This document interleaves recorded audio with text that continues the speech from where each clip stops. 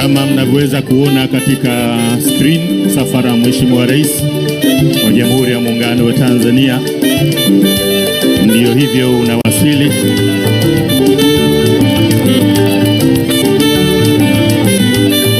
Hii ni hafla ya ufunguzi wa soko kuu jipya la Kariakoo.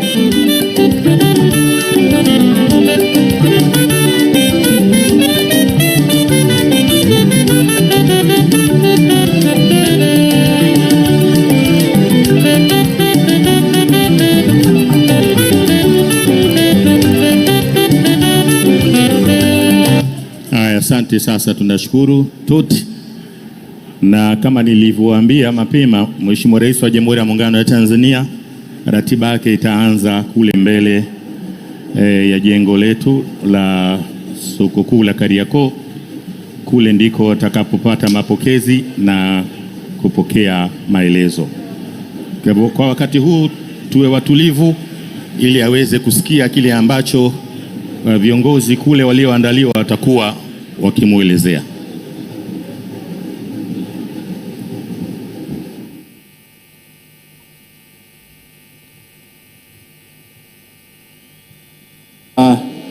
Tafadhali usikivu wenu. Tayari tunampokea Mheshimiwa Dr. Samia Suluhu Hassan, Rais wa Jamhuri ya Muungano wa Tanzania. Kwa hiyo nitaomba ngoma kwa sauti ya chini ili tuweze kupata usikivu wa kutosha.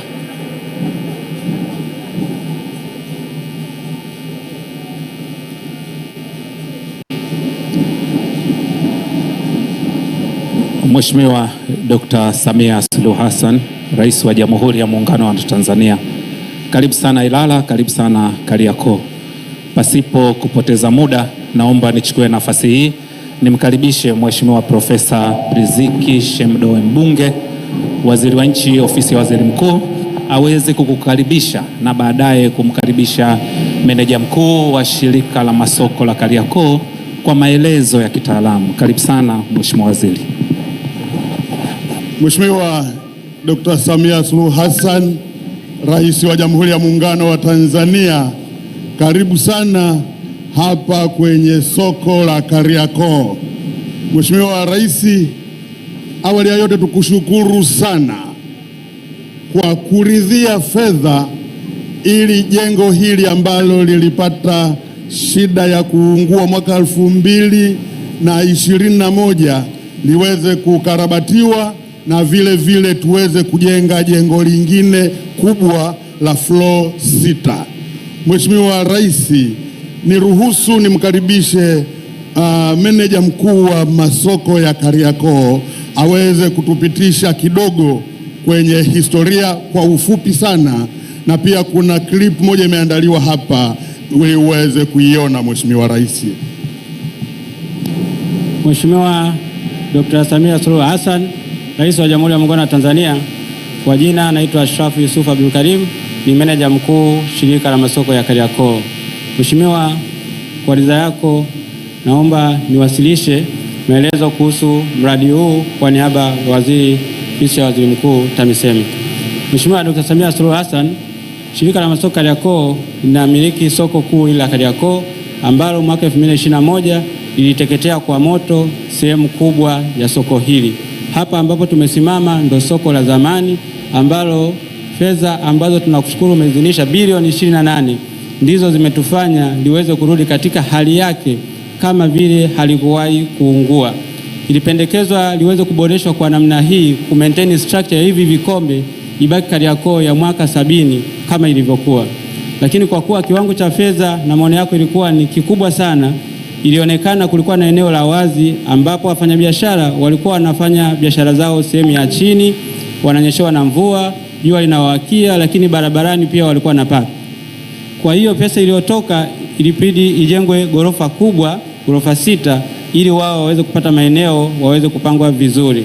Gorofa 6 tumeweka utaratibu kwamba gorofa ya kwanza ni biashara gani, gorofa ya pili biashara gani, mpaka gorofa ya 6 ambapo ndo rooftop ambapo kutakuwa na migahawa ya vyakula na vitu vingine.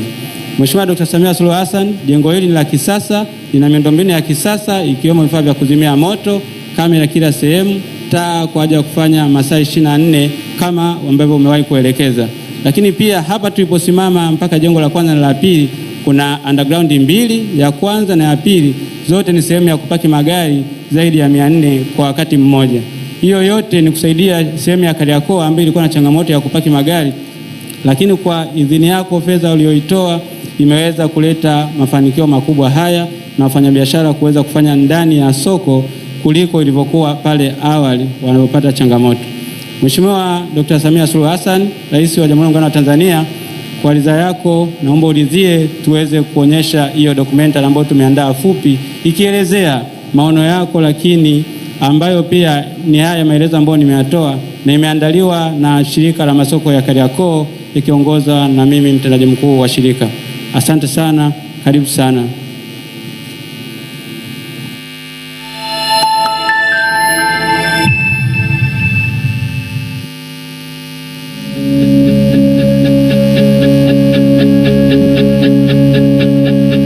Kawaida ya mja kunena, muungwana ni vitendo.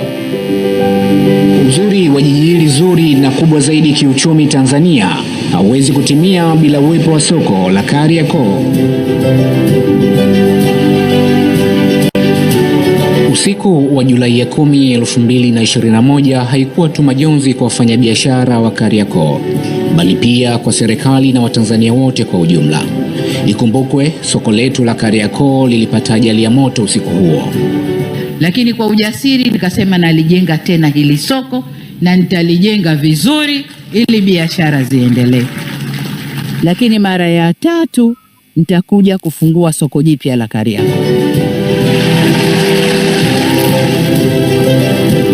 Naam, hayawi sasa yamekuwa. Mheshimiwa Rais amefanikiwa na amefanikisha kuwekeza zaidi ya bilioni 28 ili ziweze kukamilisha ujenzi na ukarabati wa iliyokuwa soko la Kariakoo la zamani pamoja na hili jipya.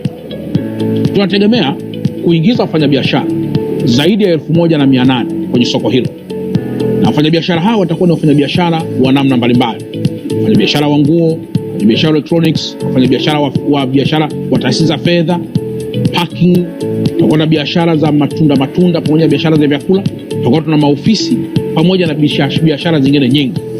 Tumejipanga kuhakikisha kwamba soko linakuwa la kisasa kama maelekezo ya serikali yalivyo, ikiwemo kufanya market segmentation, kwamba bidhaa fulani inapatikana eneo fulani, bidhaa fulani eneo fulani. Tumeboresha kwamba maeneo ambayo yatakuwa na bidhaa X, let's say nguo au maduka ya simu au bucha, itakuwa ni sehemu ya tofauti na sehemu nyingine ambayo wanauza vyakula na vitu vingine. Na mwaka huu tumesema tutaruhusiwa kufanya biashara yoyote mpaka jengo hilo lilipiwe bima, ili litakapopata madhara basi bima iweze kukava kwa taratibu na kwa sheria za insurance Tanzania. Tukio la janga la ajali ya moto kama nilivyosema hapo awali liliacha huzuni, hasara kutokana na jengo la soko kutokuwa na bima. Hili limetufundisha sana. Kwa fundisho hili limetufanya sasa kusaini mkataba huu wa ushirikiano kati ya shirika la masoko Kariakoo na shirika la bima la taifa ili kukinga mali ya umma hii, lakini na mali ambazo zitakuwemo ndani ya soko. Na tulipoteza mali zote, hatukubakiwa na kitu chochote, tulianza upya. Jengo limekuwa zuri, mfano soko dogo lilikuwa ni soko la chini, sasa hivi limekuwa ni soko la ghorofa na limekuwa ni soko kubwa. Tunakushukuru kwa hicho mama, kwa kuliweka soko katika hali ya ubora. Nani kama mama?